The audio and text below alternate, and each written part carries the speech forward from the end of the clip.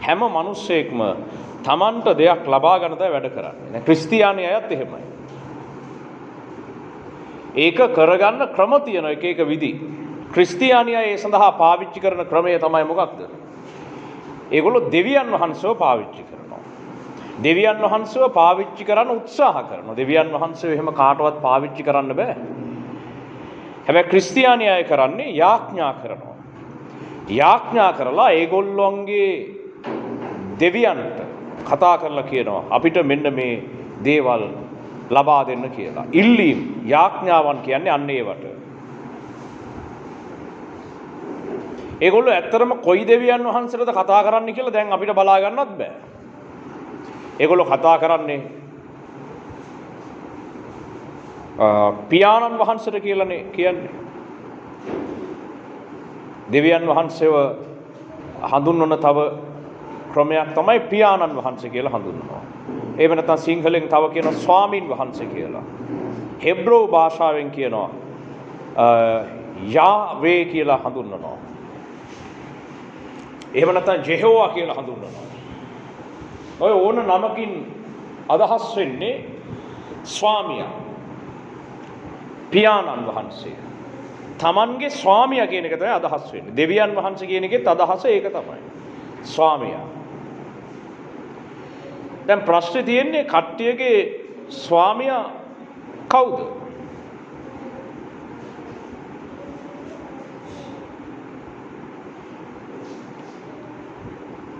ඉස්සර බාල් අදහපු කට්ටියත් ඊශ්‍රායලේ බාල් දෙවියන්ට කිව්වේ ස්වාමින් වහන්සේ කියලා. හරිනේ ඉතින් ඒගොල්ලන්ගේ ස්වාමියා. දැන් මෙහි ලංකාවේ විවිධ ඇදහිලි තියෙනවා. ඔය අතරේ ලංකාවේ කට්ටියක් කියනවා අපේ දෙවියන් කියලා ඒගොල්ලෝ විවිධ දෙවිවරු පෙන්නනවා. හරි ඒකත් හරි ඉතින් බලනකොට ඒක ඒගොල්ලන්ගේ දෙවියෝ.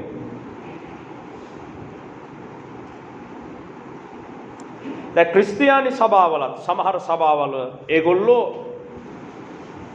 දෙවියන්ට යාඥා කරනවා ස්වාමියාට යාඥා කරනවා.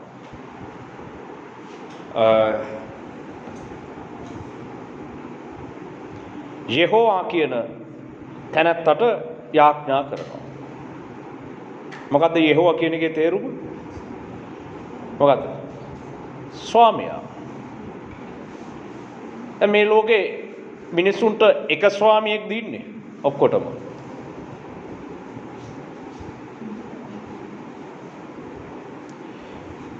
ඉස්සර එලියාගේ කාලේ ඊශ්‍රායලයේ බාල් කියලා දෙවි කෙනෙක්ට යාඥා කළා. ඒගොල්ලොත් එයාව හැඳින්වුවා කිව්වේ මොන නමින්ද? ස්වාමීන් වහන්සේ කියලා. බලනකොට හරි කියන කතාව ඒගොල්ලන්ගේ ස්වාමියා. ඒගොල්ලන්ගේ දෙවියන් වහන්සේ. දැන් මුස්ලිම් අය අල්ලා කියලා දෙවි කෙනෙක් අදහනවා. ඒගොල්ලෝ එයාට කතා කරනවා අපේ දෙවියන් වහන්සේ කියලා. බැලුවම හරි කතාව. ඉතින් ඒක ඒගොල්ලන්ගේ දෙවියන් වහන්සේනේ. ලංකාවෙත් ඉන්නවා විවිධ ඇදහිලි වල ඉන්න කට්ටිය. ඒගොල්ලෝ තමන්ගේ දෙවියන්ට යාඥා කරනවා. ක්‍රිස්තියානි සභා තියෙනවා. දැන් ඔන්න බලන්න ඔන්න වාගේ වෙලා තියෙනදී හරියට අහන්න ඉන්න දැන්. හොඳට අහන්න. දැන් ක්‍රිස්තියානි සභාව. ක්‍රිස්තියානි සභාවෙත් විවිධ අය තමන්ගේ විවිධ ඉල්ලීම් යාඥාවන් ඔසවනවා කාටද? කාටද ඔසවන්නේ? සමහර සභා තියෙනවා. ඒගොල්ලෝ තමන්ගේ යාඥාව ඔසවනවා දෙවියන් වහන්සේට කියලා තමයි ඔසවන්නේ. ඒ ප්‍රශ්නේ තියෙන්නේ ඇත්තටම ඒගොල්ලෝ ඒ යාඥාව ඔසවන්නේ මේ අපි මේ කියන සියල්ල මවපු ਸਰව බලධාරී අපි වෙනුවෙන් පොළවට ආපු ජේසුස් වහන්සේගේ පියාණන් වහන්සේ වන ਸਰව බලධාරී දෙවියන් වහන්සේටද? එහෙම නැත්නම් ඒගොල්ලෝ යාඥාව ඔසවන්නේ ඒගොල්ලන්ගේ ස්වාමියෙක්ටද? මේ කැලල පොඩ්ඩක් තේරුම් කරන්න අමාරුයි. හරියට අහන් ඉන්න. වෙන කතා නවත්තන්න. හරියටම අහගන්න. නැත්තම් ඔයාලත් ගිහිල්ලා වෙන කවුරු හරි ස්වාමියෙක්ට කතා කරන්න පුළුවන් ඉස්සරහදී. ස්වාමිවරු ගොඩක් ඉන්නවා මේ ලෝකයේ. බාල් අදහපු අයට ඒගොල්ලන්ගේ දෙවියන් වහන්සේ තමයි බාල්. මුස්ලිම් අය ගත්තොත් ඒගොල්ලන්ගේ දෙවියන් වහන්සේ තමයි අල්ලා. ඒගොල්ලොත් කියන්නේ දෙවියන් වහන්සේ කියලානේ. එතකොට අපිත් යාඥා කරනවා දෙවියන් වහන්සේට. දැන් මේ තුන්දෙනා තුන්දෙනෙක්ද එක්කෙනෙක්ද?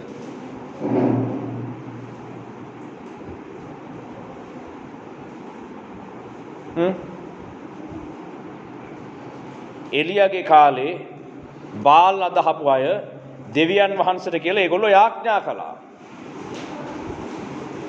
මුස්ලිම් අයත් දෙවියන් වහන්සේට කියලා යාඥා කරනවා. දෙවියන් වහන්සේට තමයි යාලත් යාඥා කරන්නේ. ඒගොල්ලන්ගේ දෙවියන් වහන්සේට. දැන් අපිත් අපේ දෙවියන් වහන්සේට යාඥා කරනවා. මං අහන්නේ දැන් මේ දෙවියන් වහන්සේලා තුන්දෙනෙක්ද එක්කෙනෙක්ද?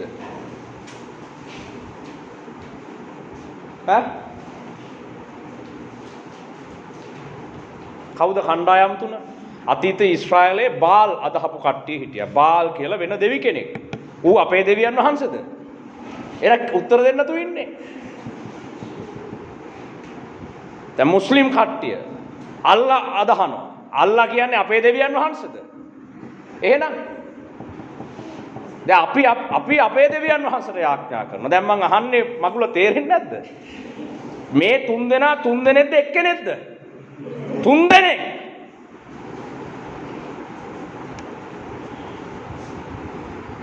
ක්‍රිස්තියානි සභාවලත් එහෙම තමයි. දැන් අපි අපේ දෙවියන් වහන්සේට යාඥා කරනවා. දැන් පාස්ටර් ජෙරම්ගේ චර්ච් එකෙත් ඒගොල්ලන්ගේ දෙවියන් වහන්සේට යාඥා කරනවා. දැන් මං අහන්නේ මේ දෙන්නම එක්කෙනෙක්ද දෙන්නෙක්ද?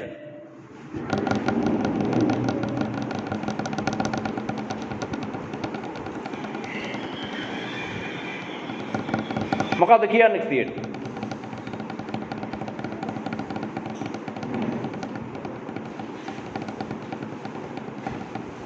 දෙන්නම එක්කෙනෙක් නම් එයාට එකක් අනාවරණය වෙලා දැන් මට වෙන එකක් අනාවරණය වෙන්නේ කොහොමද? එහෙනම් අපි දෙන්න එකට හවුලේ සේවාවක් පටන් ගන්නවා.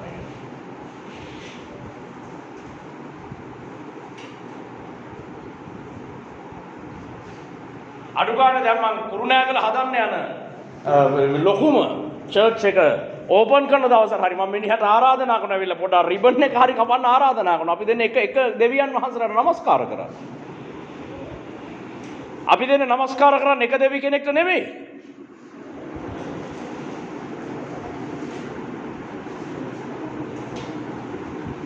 තේරුණාද මේක? තේරුණ නැත්නම් දැන් තව තේරිය මම දැන් කියන ඊළඟට තව තේරුම් ගන්න.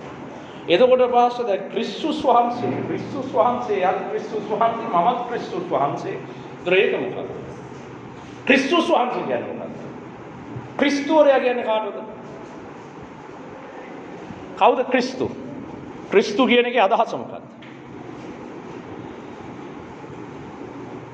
මොකද්ද ක්‍රිස්තුවරයා කියන එකේ අදහස? ගැලවුම්කාරයා කියන එක. මොකද්ද ක්‍රිස්තුස් වහන්සේ කියන්නේ? දැන් අපේ ගැලවුම්කාරයෙක් ඉන්නවා. ඉතින් ඒගොල්ලන්ටත් ගැලවුම්කාරයෙක් ඇති. ඒගොල්ලන්ගේ ගැලවුම්කාරයාගේ නාමයෙන් ඒගොල්ලෝ ඒගොල්ලන්ගේ දෙවියන් වහන්සේට යාඥා කරනවා. දැන් අපි අපේ ගැලවුම්කාරයාගේ නාමයෙන් අපි අපේ දෙවියන් වහන්සේට යාඥා කරනවා. දැන් මේ ගැලවුම්කාරයා දෙන්නම එක්කෙනෙක්ද දෙන්නෙක්ද? දැන් ටිකක් තේරෙනවනේ. දැන් දෙන්නේ. මේ සිස්ටර්ට තේරුණා. එයාට අත්පුඩියක් ගහන්න. ඉස්සෙල්ලම මම අද කියපු දේ තේරුම් ගත්තා. දෙන්නේ. ජේසුස් වහන්සේගේ කාලේ දේවමාලිගාවේ දැන් ජේසුස් වහන්සේ ගැන කතා වෙනකොට ප්‍රධාන පූජකවරු මේ ඕකච්චර කලබල වෙන්න දෙයක් නැහැ. ඔయిత කලරුත් ක්‍රිස්තුස් වහන්සේ කියලා කට්ටිය ඇවිල්ලා තියෙනවා. ක්‍රිස්තුවරයෝ ඇවිල්ලා තියෙනවා. ඒගොල්ලොත් Tamanට කණ්ඩායම් හදාගත්තා. හැබැයි ඒ ක්‍රිස්තුවරු කියලා හදාගත්ත ඒ කෙනා වැටිලා ගිය ගමන් ඔය හදාගත්ත කණ්ඩායමත් වැටිලා ගියා. ඒ වගේම ජේසුස් වහන්සේ කියනවා මතු කාලේ තව මම ක්‍රිස්තුස් කියලා කියන කට්ටිය එනවා. එහෙම බයිබලයේ තියෙනවද නැද්ද? තියෙනවා. එතකොට ජේසුස් වහන්සේම කිව්වා මම තමයි ක්‍රිස්තුස් වහන්සේ. හැබැයි මතු කාලේ එනවා කවුද? මමත් ක්‍රිස්තුස් කියලා කියන කට්ටිය එනවා. එහෙනම් දැන් ඇත්තටම අපේ ජේසුස් දැන් එහෙම කියන්නත් අමාරුයි. අපේ ක්‍රිස්තුස් වහන්සේ. දැනට එහෙම හිතා ගන්නකො. දැන් මම මේ කියන ක්‍රිස්තුස් වහන්සේ ඇරෙන්න තව ක්‍රිස්තුවරු මේ ලෝකේ ඉන්නවා කියලා ඔයාලා පිළිගන්නවද? ලංකාවේ ඉන්නවා කියන පිළිගන්නවද? පිළිගන්නවා. කවුද ඒක කිව්වේ? ඒක පිළිගන්න වෙන්නේ ඇයි? කවුද කිව්වේ එහෙම තව කට්ටිය ඉන්නවා කියලා? ජේසුස් වහන්සේ තමයි කිව්වේ. විශේෂයෙන් මේ අවසාන කාලයේ ලං වෙන්න තව ක්‍රිස්තුවරු ඉන්නවා. ඒ ක්‍රිස්තුස් වහන්සේලාගේ නාමයෙන් ඒගොල්ලන්ගේ ඒ දෙවිවරුන්ට ඒගොල්ලෝ යාඥා කරනවා.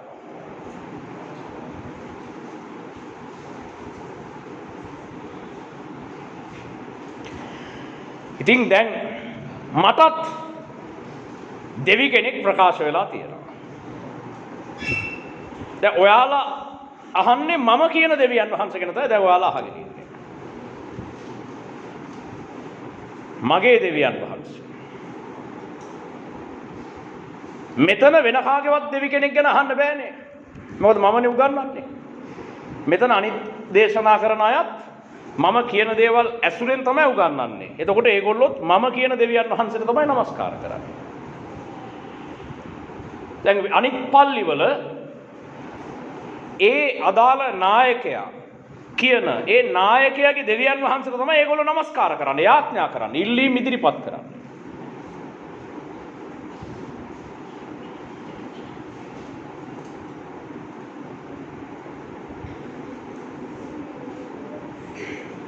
තේරෙනවද මේකේ පොඩි අවුලක් තියෙනවා කියලා දැන් තේරෙනවද? නිකන් ඔක්කොම එකයි වගේ හිතා හිටියට ඒගොල්ලොත් යාඥා කරන දෙවියන් වහන්සේට අපිත් යාඥා කරන දෙවියන් වහන්සේට ඒගොල්ලොත් යන්නේ පල්ලි ඒගොල්ලොත් අදහන්නේ ක්‍රිස්තුස් වහන්සේ අපිත් අදහන්නේ ක්‍රිස්තුස් වහන්සේ කී හිටියට බැලින්නම් මේ සෙට් දෙක මෙතන සෙට් දෙකක් ඇත්තටම තියෙනවා. මේ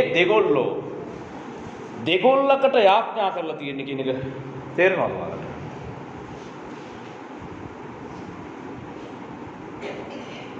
මේක ආත්මික තල හරහා ආත්මික ඇස් වලින් බලන කල මේක වඩාත් පැහැදිලිව පේනවා. හැබැයි මේක වඩාත් පැහැදිලිව දැන් ඔයාලට බලන්න ඔයාලා හැමෝගෙම ආත්මික ඇස් හැදිලා නැහනේ. ඒක නිසා තමයි මම ඒක බලලා ඇවිල්ලා දෙවියන් වහන්සේ මට පෙන්නුවා මේක සිදු වෙලා තියෙන විදිහ. දෙවියන් වහන්සේ මට පෙන්නුවා මේ සමහර සභාවන් වලට ඉහළින් කවුද ඉන්නේ කියලා. මමත් ඉස්සර හිතන් හිටියා. ඉතින් අපි ඔක්කොම එකයි. අපි ඔක්කොම ඉතින් ඔබ වහන්සේටනේ নমස්කාර කරන්න කියලා මමත් හිතන් හිටියා. ඔන්න ඔහම හිතන් හිටපු කාලේ දෙවියන් වහන්සේ මට එක දර්ශනයක් පෙන්නුවා. කවුද ඒ තැන්වල ඉහළින් ඉන්නේ කියලා. එතකොට මං ඇහුවා මේ කවුද මේ ඉන්නේ? මේගොල්ලෝ යාඥා කරන්නේ ඔබ වහන්සේට. මේගොල්ලෝ කියන්නේ අපි කියන ගීතිකාව තමයි. අපේ ගීතිකා තාම මෙහි කියන්න පටන් අරන් නැහැ. ඒක කියයි ඉස්සරහදී. හැබැයි ඒවම තමයි ගන්නෙත්. හැබැයි ඉහළින් බැලුවම එතන ඉන්නේ වෙන දෙවි කෙනෙක්. දෙවි කෙනෙක් කිව්වට ඇත්තටම දෙවි කෙනෙකුත් නෙමෙයි. මොකද ඇත්තම සියල්ලම වූ දෙවියන් වහන්සේලා 7-8ක් නැහැනේ. දෙවියන් වහන්සේලා ඉන්නේ කීයද? ඇත්තම ਸਰව බලධාරී දෙවියන් වහන්සේලා කී දෙනෙක් ඉන්නවද? එක්කෙනා ඉන්නේ. උන්වහන්සේ තමයි ඇල්ෆා සහ ඔමෙගා. උන්වහන්සේ තමයි පටන් ගැනීම සහ අවසානය. උන්වහන්සේ තමයි සියල්ලේ ආරම්භය, සියල්ලේ කර්තෘවරයා.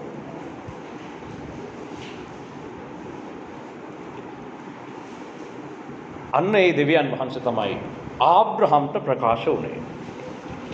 ඒ දෙවියන් වහන්සේ කාටද ප්‍රකාශ වුණේ? ආබ්‍රහම්ට ප්‍රකාශ වුණා. දැන් ආබ්‍රහම්ට ওই දෙවියන් වහන්සේ ප්‍රකාශ වුණා වගේම තව එක්කෙනෙක්ට ආයෙ දෙවි කෙනෙක් ප්‍රකාශ වුණා. ඒ තමයි මොහොමඩ් කියලා කෙනෙක් හිටියා. මේට අවුරුදු 500කට විතර කලින්. මොහොමඩ්. එයා තමයි කුරානයේ ලිව්වේ. එයා කිව්වා දැන් මට දෙවියන් වහන්සේ කතා කරනවා. දෙවියන් වහන්සේ මට මේ ලියවිල්ලක් ලියන්න කියනවා. මම ඒක ලියනවා. මම දෙවියන් වහන්සේ කෙරෙන් ආපු දිවසිවරයෙක් කියලා. එයා Tamanට ප්‍රකාශ වුණ දෙවියන් වහන්සේ ගැන ලියන්න පටන් ගත්තා. එයා කියපු දේවල් ලිව්වා. අන්න ඒක තමයි කුරානය. එතකොට ආබ්‍රහම්ට ප්‍රකාශ වුණ දෙවියන් වහන්සේ මොහොමඩ්ට ප්‍රකාශ වුණ දෙවියන් වහන්සේ දෙන්නේද එක්කෙනෙක්ද? දෙන්නේ. දෙන්නම එක්කෙනෙක් නම් එහෙනම් බයිබලයේ තියෙන එකම කුරානෙත් තියෙන්න එපා. බයිබලයේ තියෙන එක නෙමෙයි කුරානේ තියෙන්නේ. ඊට වඩා වෙනස්.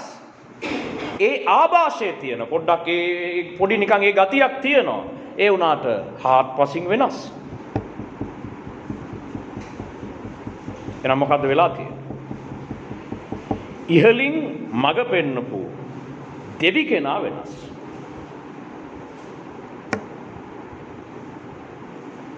අන්න ඒක තමයි මේ වෙලා තියෙන්නේ. දැන් මම මගේ දෙවියන් වහන්සේ ගැන කොච්චර අපේ අනිත් පාර්ශවයට තේරුම් කරන්න ගියත් ඒගොල්ලන්ට මේක තේරෙන්නේ නැහැ. මොකද ඒගොල්ලොත් කියනවා නෑ අපිටත් දෙවියන් වහන්සේ තමයි මේක අනාවරණය කරේ කියලා ඒගොල්ලෝ කියනවා.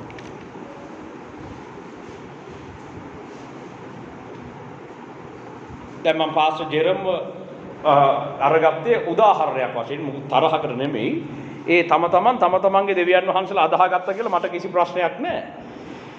දැන් මේක තේරුම් කරලා දෙන්න ඕනනේ. තේරුම් කරලා දෙන උදාහරණයක් මම මේ ගන්නෙ. දැන් මම එකක් කියනවා. පාස්ටර් ජෙරම් තව එකක් කියනවා. මං කියනවා නෑ මේකයි දෙවියන් වහන්සේ වෙන මේකයි මේ කාලේ අනාවරණය කරන්නේ. මේකයි කරන්න ඕන කියලා මං කියනවා. පාස්ටර් ජෙරම් කියනවා ඒක එහෙම වෙන්නේ කොහොමද? ඕක නෙමෙයි දෙවියන් වහන්සේ මට අනාවරණය කරේ මේකයි කියලා යාතව එකක් කියනවා. දැන් අපි දෙන්න මේකට වලියක් දාගෙන වැඩක් තියනවද? දාගෙන වැඩක් නැහැ. බැලුවම හරි. එයාගේ දෙවියන් වහන්සේ කියපු එක තමයි එයා කියලා තියෙන්නේ. මගේ දෙවියන් වහන්සේ කියන එක තමයි මම මේ කියන්නේ. දෙවිවරු දෙන්නේ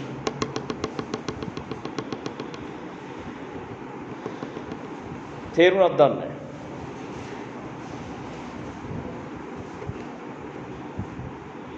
ඒ නිසා මටත් මේක තේරෙන්නේ නැතුව හිටියේ මොකද්ද පොලේ මේ වෙලා තියෙන්නේ. දැන් මං එකක් කියනවා එහෙන් තව එකක් කියනවා. මිනිහට මං කියන එක තේරෙන්නේ නැහැ මට මිනිහා කියන එක තේරෙන්නේ නැහැ.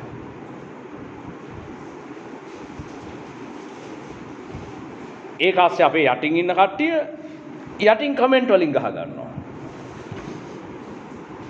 අපේ කට්ටිය එහෙට ගහනවා එහෙන් මෙහෙට ගහනවා. දැන් මම බලන්නේ දැන් අපි මේ එක දැන් මොකද්ද මේ වෙලා තියෙන්නේ?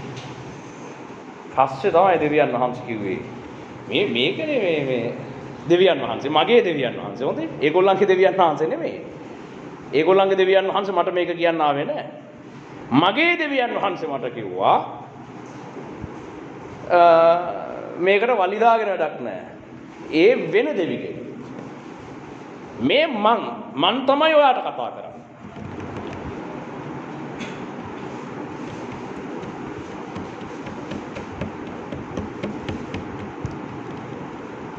එතකොට මං ඇහුවා ඔබ වහන්සේ එහෙට පණිවිඩ දුන්නේ නැද්ද?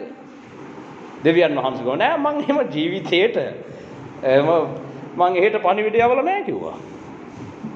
එහෙට තියා අවුරුදු 400කින් මේ පොළොවට මං පණිවිඩයක් එවලා නෑ කිව්වා. ඒතර මං ඇහුවා එතකොට අර මොකද්ද අරගොල්ලෝ කියන්නේ? එතකොට ඒගොල්ලෝ කියන්නේ දැන් දෙවියන් වහන්සේගේ හඬ ඇහුණා අරක වුණා මේක වුණා ඒ මොකද්ද කියන්නේ? ඒකට ඔයා තද වෙන්නත් එපා. ඒ කියලා තියෙන ඒගොල්ලන්ගේ දෙවියන් වහන්සේ ඒගොල්ලන්ට කියලා තියෙනවා. ඊට පස්සේ මං ඇහුවා ඒ කවුද එතකොට දැන් මේක දෙන්නේ සෙට් වෙලාද මේ ලෝකෙම ඇව්වේ කියලා මං ඇහුවා. දෙවියන් වහන්සේ නෑ එහෙම එකක් නෙවෙයි මම තමයි මැව්වේ. මං ඕන්නම් ඔයාට එතන ඉන්න දෙවියන් වහන්සේව පෙන්වන්නම් කියලා මට කිව්වා. ඉතින් මං එහෙනම් පෙන්වන්න කිව්වා. ඉතින් පෙන්නුවා. එතනට ඉහළින් කවුද ඉන්නේ කියලා මට පෙන්නුවා.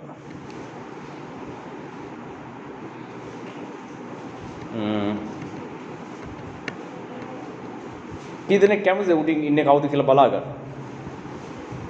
උඩම අහලා කියන්නම් කියන්නද? දැන් ඒක කියන්න එපා කියලාද කියනවා මේ හරියට ඇත්තටම මේක දැනගන්න ඕන මා පුද්ගලික ඇවිල්ලා හම්බෙන්න. එතකොට මම කියන්න එතන ඉන්නේ කොයි වගේ දෙවි කෙනෙක්ද කියලා. දෙවිවරුද නැත්තේ? මේ ලංකාවේ දෙවිවරු පඳුරකට පයින් ගැහුවත් 4-5ක් විසික් වෙලා යනවා ලංකාවේ දෙවිවරු එච්චර 33 කෝටියක් ඉන්නුනේ දෙවිවරු. ඉතින් මේ ගම්පහ දිස්ත්‍රික්කයේ දෙවියන් වහන්සේලා 4-5ක් තැන් තැන් වල ඉන්නවා කියන එක එච්චර පුදුමයට කාරණයක් නෙමෙයි. ඒක ASCII දැන් මේ මම කියන දෙවියන් වහන්සේ අවුරුදු 400 ගණනකට පස්සේ ඔන්න දැන් මට කතා කරලා කියනවා පණිවිඩයක් කියන්න කියලා. ඒක තමයි මම මේ දවස්වල මේ කී ඉන්න එක එක විදිවලට කියනවා.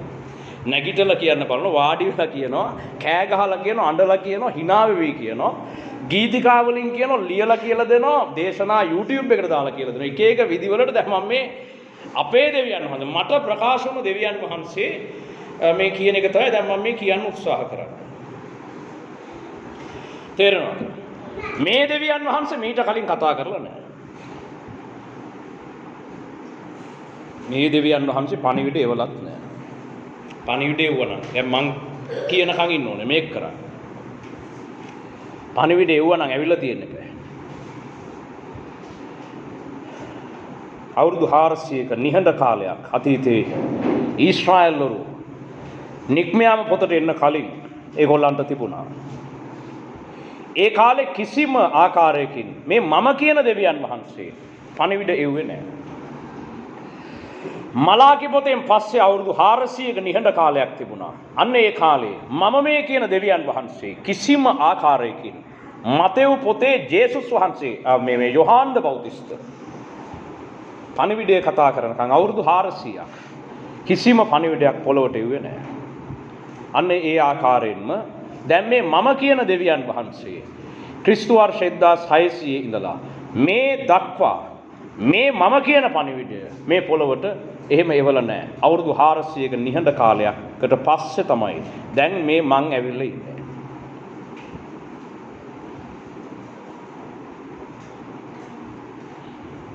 එතකොට දැන් මේක ගැන ප්‍රශ්නයක් නැහැ නේ ඔයාලට? නැත්තම් ඔයාලගෙන් කට්ටිය අහන්න පුළුවන් එයාට කොහොමද අවුරුදු 400කට පස්සේ දෙවියන් වහන්සේගේ හඬ ඇහුනේ අපිට ඇහුණා ඊට කලින්. දැන් ඒකට ඔයාලා කලබල වෙන්න ඕනද? කලබල වෙන්න දෙයක් නැහැ නේ. ඒගොල්ලන්ටත් කතා කරලා ඇති. ඒගොල්ලන්ගේ ස්වාමියා.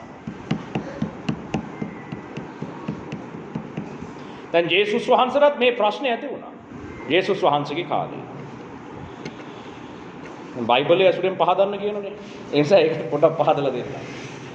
නැත්නම් සමහර අය මට කරන චෝදනාවක් තමයි ඒවා බයිබලයේ ඇසුරෙන් නෙමෙයි සමහර ඒවා කියන්නේ කියලා. දැන් ඔන්න බයිබලයේ ඇසුරුත් කියන්නම්කෝ. දැන් ජේසුස් වහන්සේගේ කාලේ පරිසවරු ඇවිල්ලා කිව්වා ජේසුස් වහන්සේට මේ ඔයා ඔය කියන පණිවිඩය අපේ දෙවියන් වහන්සේකින් වෙන්න බෑ. ජේසුස් වහන්සේ කිව්වා නෑ මේ මම කතා කරන්නේ මගේ පියාණන් වහන්සේ කියපු දේ තමයි මම මේ කියන්න ආවේ. ඒ වගේම කිව්වා පියාණන් වහන්සේ සහ මම අතරේ ලොකු බැඳීමක් තියෙනවා. පියාණන් වහන්සේ කරනවා දකින්න දේ තමයි මම කරන්නේ. පියාණන් වහන්සේ කියන එක තමයි මම මේ කියන්නේ. එතකොට පරිසවරු සහ ඊශ්‍රායලයේ අනෙකුත් පූජකවරු කිව්වා එහෙම වෙන්න විදියක් නැහැ. අපේ දෙවියන් වහන්සේ ඔහොම පණිවිඩයක් අපිට එව්වේ නැහැ කිව්වා. එතකොට යේසුස් වහන්සේ වදානද කිව්වේ ඔය ඉතින් නොබලා කියන එකෙත් වරදක් නැහැ. නොබලගේ පියාගේ ඵල ටික නොබලා තුල තියෙනවා. මා අනුවෙන අය තුල මගේ පියාණන් වහන්සේගේ ඵල හට ගන්නවා.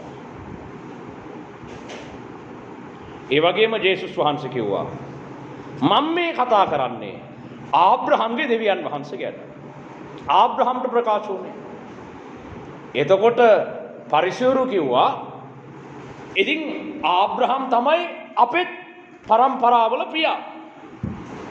ජේසුස් වහන්සේ එතකොට කිව්වා උඹලා මේ නිකම් බොරුවට උඹලගේ පියා ආබ්‍රහම් කී නැතු මේ ඒම නිකම් බොරුවට කී නැතුව නුඹලා ආබ්‍රහම්ගේ වංශයෙන් නම් ඒ ආබ්‍රහම්ගේ වංශයේ තිබිච්ච ඵල කොහෙනම් උඹලගේ කියලා ඇහුවා.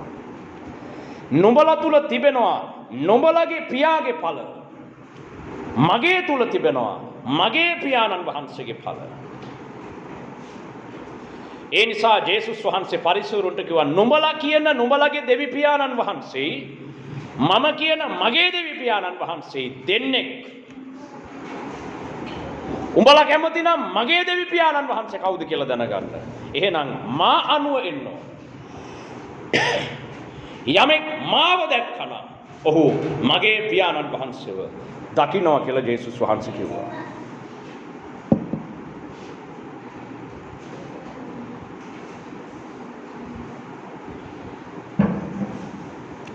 තේරෙනවද?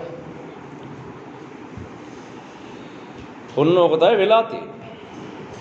දැන් අපි දෙවියන් වහන්සේට යාඥා කරනවා. ඒගොල්ලොත් දෙවියන් වහන්සේට යාඥා කරනවා. එලියා ඒ කාලේ පළවෙනි රාජාවලිය දෙවෙනි රාජාවලිය එලියා තමන්ගේ ස්වාමීන් වහන්සේට යාඥා කළා. බාල් අදහන්න ඒගොල්ලෝ පූජකවරු 400ක් ජෙසබෙල් විසින් එකට එකතු කරපු පූජකවරු 400ක් එක තැනක ඉඳගෙන ඒගොල්ලොත් යාඥා කළා. කාටද යාඥා කළේ? ඒගොල්ලොත් කිව්වේ අපේ ස්වාමින් වහන්සේට යාඥා කළා. අපගේ ස්වාමින් වහන්සේ ඔබ වහන්සේ අපට මේ දේවල් දුන මැනව කියලා ඒගොල්ලොත් යාඥා කළා. එලියාගේ ප්‍රොෆේත පාසල එලියාගේ කණ්ඩායමත් යාඥා කළා. එලියාත් කිව්වා අපගේ ස්වාමින් වහන්සේ ඔබගේ පිළිතුරු අපිට දුන මැනව කියලා එලියාත් යාඥා කළා. හැබැයි බැලින්න මේ දෙගොල්ලෝ දෙන්නෙක්ට තමයි යාඥා කරලා තියෙන්නේ. අරගොල්ලෝගේ කට්ටිය නිතරම අපේ අයට විරුද්ධව තමයි යාඥාව ගෙනිච්චේ. අපේ අයත් ලේසි නෑ. අපේ අයත් නිතරම අරගොල්ලන්ට විරුද්ධව තමයි යාඥාව ගෙනිච්චේ. එලියාගේ ප්‍රොෆේත පාසලේ කට්ටියත් යාඥා කළා.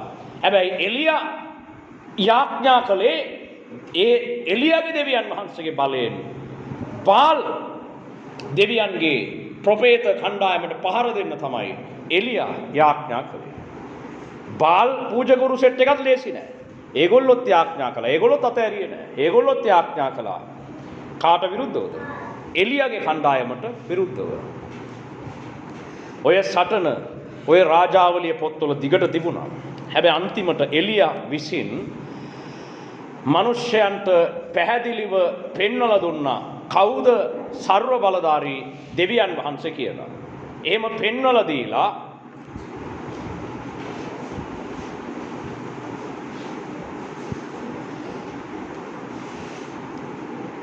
එලියා කියන දිවසිවරයා විසින්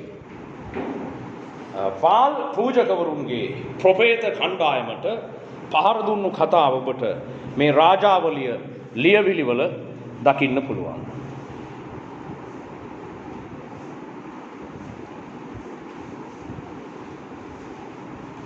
ඔය සටන මේ කාලේ නැවත ඇති වෙලා තිබෙනවා. ඒ සටන මේ මීට අවුරුදු 400 ගානක ඉඳලා තිබුණේ නැහැ. මොකද දෙවියන් වහන්සේ තමන්ගේ සේවකයෙක් කෙවලා තමන්ගේ කණ්ඩායමක් ඒ කාලේ හදලා තිබුණේ නැහැ. සටන් කරන්න සුදුසු කණ්ඩායමක් හදලා තිබුණේ නැහැ.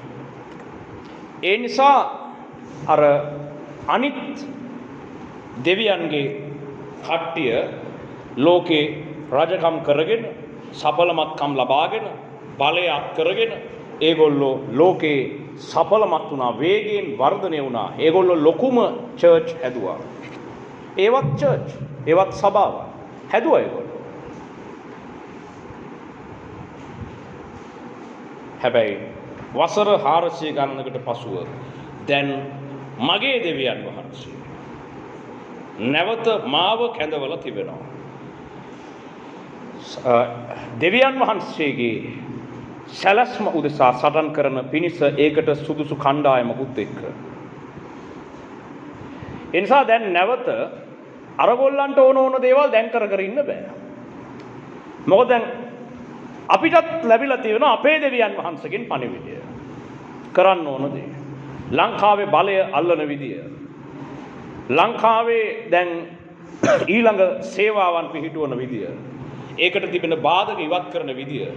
දැන් දෙවියන් වහන්සේ මට අනාවරණය කරලා තියෙනවා. ඒකට අදාළ සටන් වලට අදාළ කණ්ඩායම් දෙවියන් වහන්සේ මට එකතු කරලා තිබෙනවා.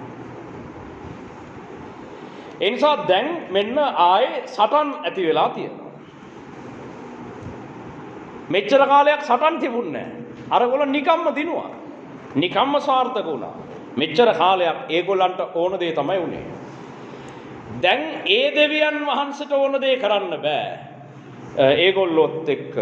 මොකද දැන් අපේ දෙවියන් වහන්සේ දැන් අපිත් එක්ක ප්‍රකාශ වෙලා ඒගොල්ලන්ට ඕන දේවල් කරන්න බෑ. දැන් අපේ දෙවියන් වහන්සේට වෙනම සැලැස්මක් තියෙනවා. අන්න ඒක තමයි මේ කරන්න යන්නේ.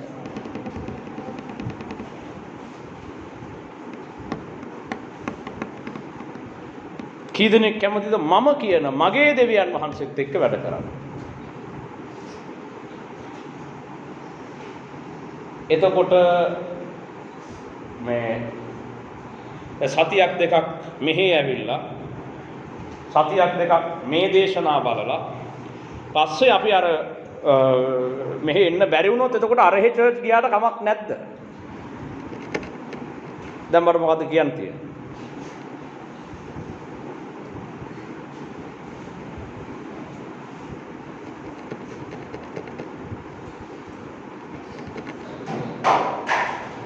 එහෙ ගිහිල්ලා මොකද්ද කරන්නේ? එහෙ ඉන්නේ මං කියන දෙවියන් වහන්සේ නෙමෙයි. හරි ප්‍රශ්නයක් මේක. එහෙ ඉන්නේ වෙන දෙවි කෙනෙක්. ඔයා එතෙන්ට ගියපු ගමන් එයා වෙන දේවල් ටිකක් ඔයාට කියනවා. ඔයාට වෙනම දිවස් වැකිදෙනවා, ආව වෙනම සුව කරනවා, ඔයාට වෙනම කතා කියනවා, ඔයාගේ කැඳවීම මේකයි කියලා වෙන එකක් කියනවා. දැන් මෙහෙට ආවම අපේ දෙවියන් වහන්සේ කියන එක මං කියනවා. ඒක නිසා මාත් එක්ක වැඩ කරනවා නම් දැන් අනිත් ඔක්කොගෙම වෙන් වෙන්න වෙනවා. දැන් මේ දේශනාව බලනවා නම් YouTube එක හරහා ඔයාලට අනිත් හැම දේශනාවක්ම බල හරියන්නේ නැහැ. ඒක තමයි මෙච්චර කල් අපේ ක්‍රිස්තියානියයට සිද්ධ වුණේ. ඒගොල්ලෝ ඔක්කොම හොඳයි, ඔක්කොම ඉතින් අවුලක් නැහැනේ කියලා දෙපැත්තටම අඩිය තියාගෙන දෙපැත්තම බල ගියා. එකක්වත් හරියන්නේ නැහැ. ඇයි? අර පැත්තෙන් එකක් කියනවා, මේ පැත්තෙන් තව එකක් කියනවා. මේක මේ සතියෙන් එකක් මෙහෙන් අහනවා, අනිත් සතියේ ඊළඟ එක අරහෙන් අහනවා. දැන් මේ දෙක එකකට එකක් පරස්පර විරෝධී. අවුරුදු කීපයක් යනකොට මොකද්ද වෙන්නේ? මේගොල්ලෝ එකක්වත් වැඩක් නැහැ කියන තැනට එනවා. කිසිම ප්‍රතිඵලයක් ලැබෙන්නේ නැති තත්වයකට එනවා. අන්තිමට සමහර කට්ටිය තීරණයක් ගන්නවා මේක ඉතින් ඔය අපි පාරම්පරිකව ඔය කොහේ හරි පල්ලියකට ගිහිල්ලා සබත යන්න ඕන නම් ඉතින් ඔන්න ඔහෙ ගිහින් යමු කියලා කොහේ හරි යමු කියන ඇල්මැරුණු තත්වයට වැටෙනවා. ඒ නිසා මෙතෙන් පටන් ඔබ මේ දෙකෙන් එකක් තෝරගන්න ඕන. දැන් මට ආයෙත් මේ උදාහරණය ගන්න සිද්ධ වෙනවා මේ අපේ YouTube එකේ ඉන්න සහෝදර සහෝදරියන් උදෙසා. මේ මම උදාහරණයක් ගන්න. මට කාත් එක්කවත් මොකුත් ප්‍රශ්නයක් නැහැ. ඕන කෙනෙක් ඕන දෙවි කෙනෙක් අදහගත්ත දෙන්න. හැබැයි පාස්ටර් ජෙරම්ගේ දෙවියන් වහන්සේ නෙමෙයි මගේ දෙවියන් වහන්සේ. තේරෙනවද? ඒක මම විශේෂයෙන්ම YouTube එකට කියන්නේ.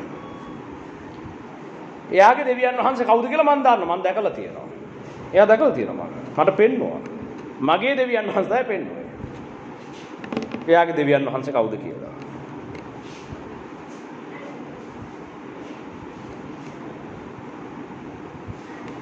මේ නිසා දැන් මාත් එක්ක යනවා නම් වෙන දේවල් බෑ. මාත් එක්ක වැඩ කරනවා නම් මම කියන මගේ දෙවියන් වහන්සේ දෙන පණිවිඩය ඔබට දෙනවා. ඒ අනුව තමයි ඔබ ඉදිරියට යන්න ඕන. මම මේ කතා කරන්නේ මේ බයිබලයේ විස්තර වෙන ආබ්‍රහම්ගේ දෙවියන් වහන්සේ ගැන. අර ජේසුස් වහන්සේ කිව්වේ පරිසරුත්. ජේසුස් වහන්සේ කිව්වා මේ ආබ්‍රහම්ගේ දෙවියන් වහන්සේ ගැන තමයි මම මේ කියන්නේ. දැන් මමත් මේ කියන්නේ ආබ්‍රහම්ගේ දෙවියන් වහන්සේ ගැන. එතකොට අරගොල්ලෝ කියන්න පුළුවන් මේ අපිත් ආබ්‍රහම් ගැන කියලා තියෙනවා. අපේ බයිබලෙත් ආබ්‍රහම් ගැන තියෙනවා. අපිත් ආත්මිකව ආබ්‍රහම්ගේ වංශය තමයි කියලා කියන්න පුළුවන්. හැබැයි මට තියෙන ප්‍රශ්නේ ඒගොල්ලෝ ආබ්‍රහම්ගේ වංශේ නම් කෝ ආබ්‍රහම්ගේ ක්‍රියාවන්? ඒගොල්ලන්ගේ නායකයෝ තුල ආබ්‍රහම්ගේ ක්‍රියාව තුලින්ද නායකත්වයේ හටගෙන තියෙන්නේ. මේ නිසා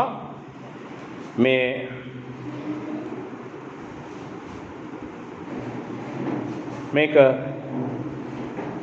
කොටස් දෙකකට මෙතෙන් පටන් බෙදෙන බව මම තාම සතුටින් කියන්න අවශ්‍යයි.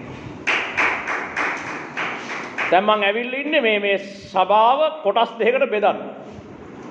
ඒක මට පැවරිච්ච සේවයේ එක ප්‍රධානම දෙයක්.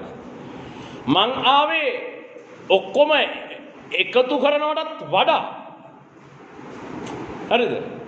මේක දෙකකට බෙදලා දාන්න තමයි මං ඇවිල්ලා ඉන්නේ. හරියටම දෙකකට බෙදනවා. හරියටම දෙකකට බෙදනවා. ඒ අතරමැද මුකුත් නැහැ. එක්ක මගේ දෙවියන් වහන්සේ කියන දේ අහන අය, එක්ක අනිත් පැත්තේ දෙවියන් වහන්සේ කියන දේ අහන අය. ඒගොල්ලොත් පල්ලි ගියාද, ඒගොල්ලොත් ක්‍රිස්තුස් වහන්සේගේ නාමය පාවිච්චි කරාද, ඒ කතා අපිට වැඩක් නැහැ. ඒව හරියට. මම කියන දේ අහන මගේ දෙවියන් වහන්සේ අනුව යන කට්ටිය එක කොටසක්, අනිත් කට්ටිය ඊළඟ කොටස. ඔන්න ඔය ආකාරයෙන් ඉදිරියේදී ලංකාවේ ක්‍රිස්තියානි සභාව කොටස් දෙකකට බෙදන්න මං බලාපොරොත්තු වෙන බෙදන්න කියලා දෙවියන් වහන්සේ කියලා තියෙනවා. එතකොට ඔයාලා තීරණය කරන්න ඕන ඔයාලා කොයි පැත්තටද එන්නේ. මගේ පැත්තට එනවද? අනිත් පැත්තට යනවද කියන එක බලන්න.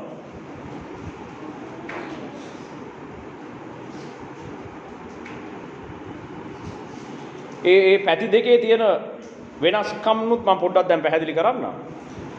ඒ පැත්තේ තමන්ට අවශ්‍ය දේවල් ඉල්ලලා යාඥා කරලා තමන්ගේ සඵලමත්කම් පොළවේ භූමික ආශිර්වාද ඒ ඔක්කොම ඉල්ල ගන්න පුළුවන් ඕනනම් ඒ පැත්තේ.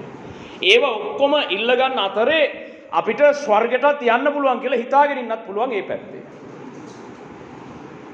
මේ මගේ පැත්තේ මේ පැත්තේ තමන්ට හිතන මගුල් ඉල්ලන්න බෑ. දෙවියන් වහන්සේ දෙන දේ ලබා ගන්න ඕන. ඒ වගේම දෙවියන් වහන්සේට ප්‍රේම කිරීම තමයි මේ පැත්තේ තියෙන්නේ.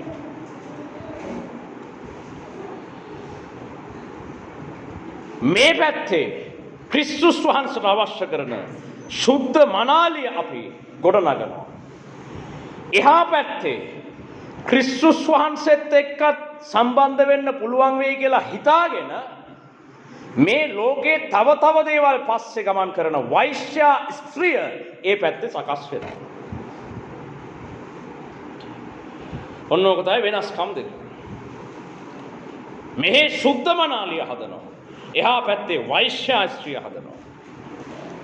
මෙහි දෙවියන් වහන්සේට ප්‍රේම කරලා ඕනම දෙයක් අතහැරලා දෙවියන් වහන්සේ වෙනුවෙන් ඕනම කැපකිරීමක් කරන්න සූදානම් කණ්ඩායම හදනවා.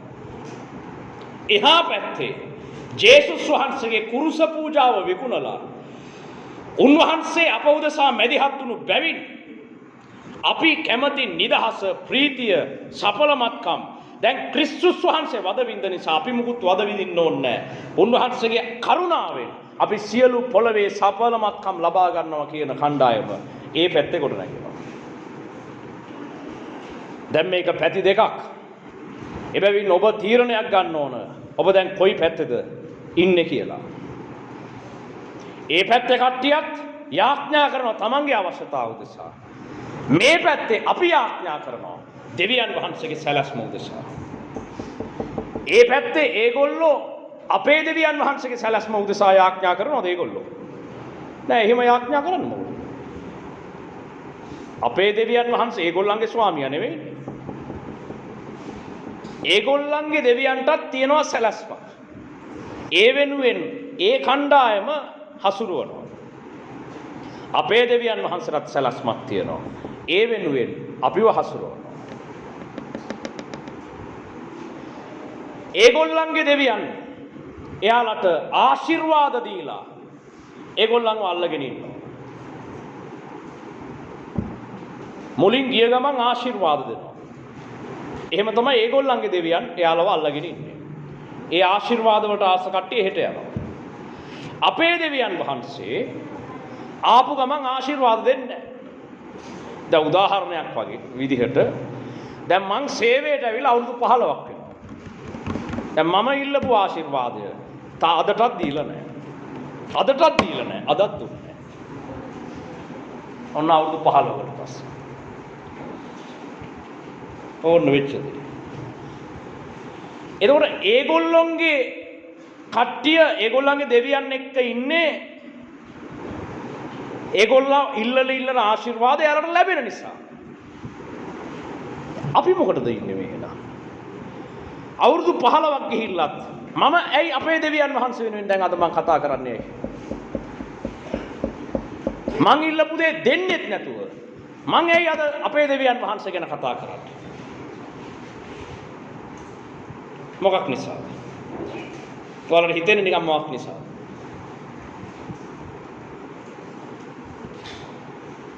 මං ඇත්තටම අපේ දෙවියන් වහන්සේට ප්‍රේම කරනවා. මගේ දෙවියන් වහන්සේට මං ප්‍රේම කරනවා. උන්වහන්සේ මං ඉල්ලන දේ දුන්නත් නැතත් මං උන්වහන්සේ වෙනුවෙන් සේවය කරනවා. මොකද අපේ බැඳීම ඇවිල්ලා මේ දෙන දේවල් මත නෙමෙයි ගොඩ නැගුවේ. අපේ බැඳීම තිබෙන්නේ ප්‍රේමය මත. දෙවියන් වහන්සේට මම ප්‍රේම කරන නිසා මං දැන් අවුරුදු 15ක් තිස්සේ උන්වහන්සේත් එක්ක ඉන්නවා. උන්වහන්සේත් මට ප්‍රේම කරන නිසා මම දුර්වල වෙන්න යන හැම වෙලාවක උන්වහන්සේ මාව ශක්තිමත් කරලා මාව තියාගෙන ඉන්නවා.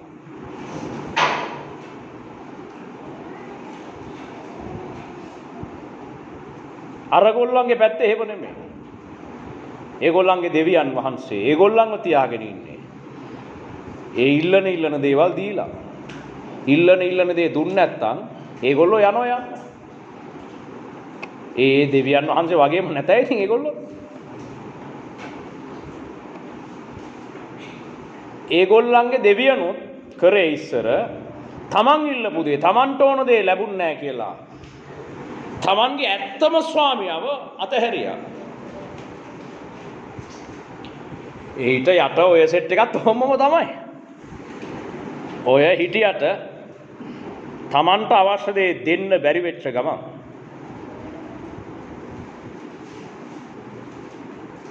ඒ දෙවියන්ව බිම දාලා පහර දීලා පාගලා නසා දානවා.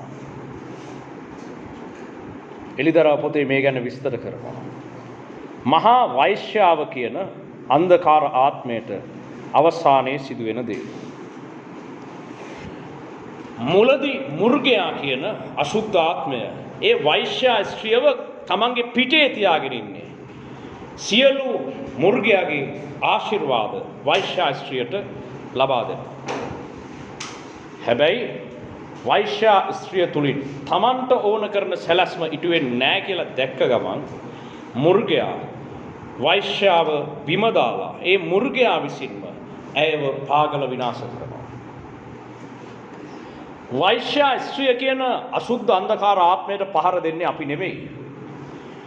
එයාව කරේ තියන් ඉන්න මුර්ගයාම එයාව බිම දාලා එයාට පහර දෙනවා.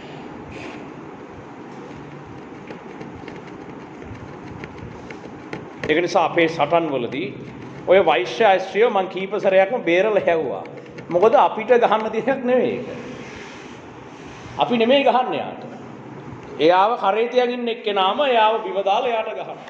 ඒක අවසාන විනිශ්චය යාට ලැබෙනවා. මං බේරලා යවන්න එයා තව එක දේවල් කරනවා. හැබැයි මමත් අතාරින්නේ නැහැ. මාත් එක්කත් ඉන්න ඕන යුද්ධයක් ගහන්න පුළුවන්. හොඳම කණ්ඩායමක් ඉන්නවා. ඒගොල්ලෝ දැන් බාල් පූජකවරු 400ක් හිටියා. එලියා තනියම සටන් කරේ. ඒ වගේ තමයි. දැන් ඒගොල්ලන්ගේ යාඥා කරන්න ඒගොල්ලොත් එක්ක එයාලගේ සැලැස්ම උදෙසා යාඥා කරන්න ලොකු කණ්ඩායමක් ඉන්නවා. මට මේ ඔච්චර ලොකු කණ්ඩායමක් ඕනේ නැහැ. මම මේක 10 දෙනෙක්ගෙන් ගහලා පෙන්නනවා. කී දෙනෙක්ද ගහන්නේ? 10 දෙනෙක්. එතන මෙතන ගොඩාක් හිටියට මේක මම 10 දෙනෙක්ගෙන් ගහන්න. හරියට දාවිත් වගේ. දාවිත් හිටියා බලවන්තයෝ 10 දෙනෙක්. ඔන්න ඔය 10 දෙනා තමයි දාවිත්ගේ සියලුම යුද්ධ ගැහුවේ. ඔබට බලන්න පුළුවන් මේක පළමුවනි රාජාවලිය පොතේ විස්තර වෙනවා. මේ දෙවනි සාමුවෙල් පොතේ විස්තර වෙනවා. දාවිත් රජතුමාගේ බලවන්තයා 10 දෙනෙක් සම්බන්ධව. නියම 10ක් හිටියා.